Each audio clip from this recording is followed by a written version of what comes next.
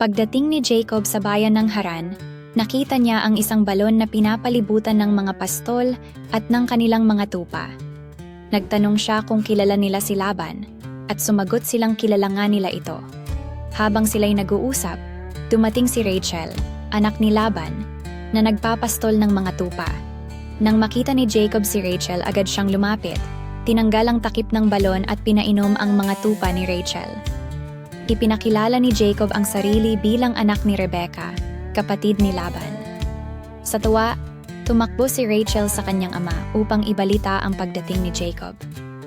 Mainit siyang tinanggap ni Laban at itinuring na parang sariling anak.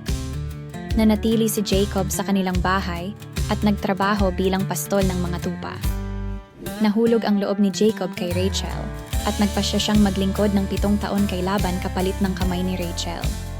Sa kabila ng hirap at pagod, ang mga taon ay tila mabilis dahil sa kanyang pagmamahal kay Rachel. Ang pagkikita ni Jacob at Rachel ay simula ng isang mahalagang yugto sa buhay ni Jacob, isang kwento ng pag-ibig, sakripisyo, at pagtitiwala sa plano ng Diyos na magdadala sa kanya sa kanyang kapalaran.